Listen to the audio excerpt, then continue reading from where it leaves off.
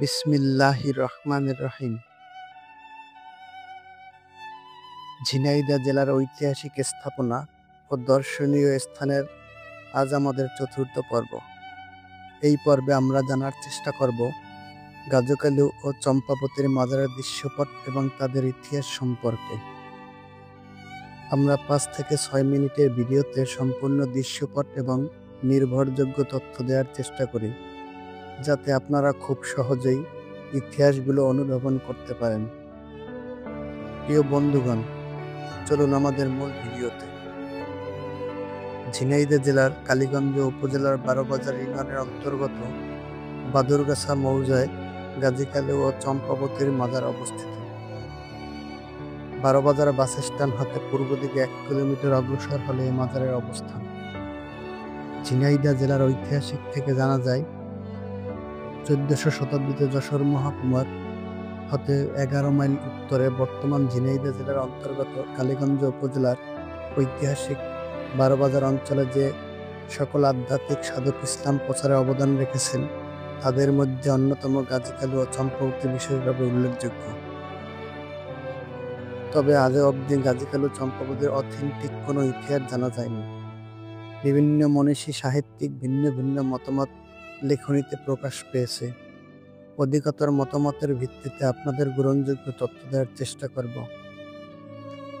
শ্রীরাম রাজার বীর দিঘির দক্ষিণ পাশে পাথরে বাঁধাইকৃত 3টি কবর পাশাপাশি অবস্থিত। এখানে কোনো শিলালিপি আবিষ্কৃত হয়নি। স্থায়ীভাবে কবর 3টি গাজীকালু ও চম্পাবতীর জনশ্রুতি রয়েছে।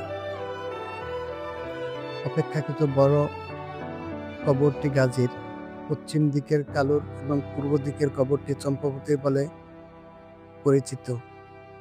মতানৈক্য থাকলেও স্থানীয় লোকেদের ধারণা সত্যের কাছাকাছি বলে ধরা হয়। ঝিনাইদহ অঞ্চলের গাজীকালু চম্পাবতী সম্পর্কে নানা ধরনের প্রচারিত আছে পুঁথি ও পুস্তকে। বৈরাট নগরের শাহ সেকেন্দারের পুত্র গাজী, মাতার নাম অজুপা সুন্দরী, তিনি ছিলেন বলি রাজ্যের কন্যা। অজুপা সুন্দরী এক পালিত পুত্রের নাম কালু। অপরদিকে রাজা মুকুট রায়ের 7 পুত্র ও 1 কন্যা ছিলেন। কন্যার নাম চম্পাবতী। চম্পাবতী ছিলেন পরমা সুন্দরী। গাজী প্রকৃত নাম নয়। বিধর্মীদের সাথে যুদ্ধ করে যিনি জয়লাভ করেন, তিনি এই ইসলামের দৃষ্টিতে গাজী নামে সম্মানিত হন। গাজীর কবর আছে হবিগঞ্জ জেলার বিশাগাঁও গ্রামে। চম্পাবতীর কবর আছে সাতক্ষীরা জেলার লাবাসা গ্রামে। আবার ঝিনাইদহ জেলার বারোবাজার ও গাজীকালু চম্পাবতীর মাজার আছে। বিভিন্ন জায়গায় একই ব্যক্তির মাজার থাকায় ঐতিহাসিকদের মধ্যে বিভ্রান্ত হওয়াই স্বাভাবিক। কিন্তু বারোবাজারের নিকটবর্তী বাদুরগাছা মৌজায় গাজীকালু চম্পাবতীর মাজার বিস্মৃত হবার নয়। শৈশবকাল হতেই গাজী ছিলেন সংসারের প্রতি বৈরাগ ও উদাসীন। সংসারের মোহ ত্যাগ করে গাজী একদিন ফকিরি বেশে কালুকে সঙ্গ নিয়ে নিরুদ্দেশের পথে বের হয়। অনেক পথ প্রান্ত পাড়ি দিয়ে তারা ভাটিয়া অঞ্চলের সুন্দরবনে এসে উপস্থিত হন। তাদের অসাধারণ আধ্যাত্মিক শক্তির প্রভাবে বনের হিংস্র বাঘ ও পানির কুমির পর্যন্ত বশীভূত হয়ে যান। চাঁপাইনগরের শ্রীরাম রাজার দেশে কোনো মুসলমান বাসিন্দা না থাকায় গাজী সেখানে ইসলাম প্রচার শুরু করেন। ঘটনার প্রেক্ষাপটে গাজী এবং চম্পার মধ্যে প্রেমের সম্পর্ক গড়ে ওঠে। দুজন দুই ধর্মের হওয়ার কারণে স্বাভাবিক নিয়মে তাদের মিলনের মাঝে দুর্ভেদ্য প্রাচীর হয়ে দাঁড়ায় সামাজিক ও ধর্মীয় বাধা। গাজী চম্পাবতীর রূপে মুগ্ধ হয়ে তাকে বিয়ে করার প্রস্তাব দিয়ে কালুকে রাজা মুকুট রায়ের দরবারে প্রেরণ করেন। গাজীর সাথে চম্পাবতীর বিয়ের প্রস্তাব করায় রাজা মুকুট রায় ক্রোধান্বিত হয়ে কালুকে বন্দী করেন। মুকুট রাজা তার সেনাপতিদের হুকুম দেয়া গাজীকে শায়েস্ত করতেন। ফলে গাজীর সাথে মুকুট রায়ের যুদ্ধ অত্যাবশ্যকীয় হয়ে ওঠে। গাজীর অসংখ্য বাগ্য সৈন্য নিয়ে রাজা মুকুট রায়ের রাজধানী আক্রমণ করেন। প্রবাদ আছে যে গৌড়ের সুলতান হোসেন শাহ 1493 থেকে 1519 খ্রিস্টাব্দে গাজীকে সৈন্য দিয়ে সাহায্য করেন।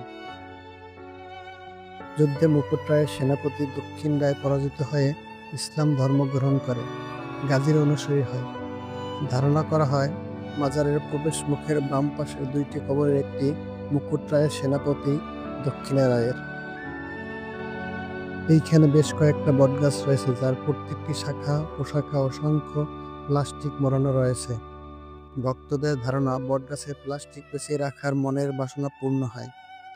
ধর্মের জ্ঞান যথার্থ না থাকার কারণে সমাজে কুসংস্কার চলমান রয়েছে। হিন্দু মুসলিম উভয় ধর্মের এই মাজারে ছাগল হাঁস মুরগির টাকা মানত করে। তাদের ধারণা, মানতের বিনিময়ে তাদের মনের আশা আকাঙ্ক্ষা পূর্ণ হয়। তবে আল্লাহ ভালো জানে এদের মনের আশা আদৌ কি কখনো পূরণ হয়েছে কিনা। ফাল্গুন মাসের শেষের সপ্তাহে বৃহস্পতিবার এক দিনব্যাপী মাহফিল হয়, যেখানে জিকিরের পাশাপাশি নাচ গানে ভারী হয়ে থাকে মাজারের আশেপাশ। গাজীর প্রচেষ্টায় বারোবাজারে বহু হিন্দু ও বৌদ্ধ মুসলিম ধর্ম গ্রহণ করেন। তিনি সাফাইনগরের একটি মসজিদ প্রতিষ্ঠা করেন। এই সাফাইনগর বারোবাজারের এক অংশ। গাজী খান ইসলামের বিজয় পতাকা উড্ডয়ন করেছেন। তদনন্তর দক্ষিণ বাংলায় তাদের স্মৃতি বুকে ধারণ করে আজও নিথর হয়ে আছে বারোবাজার।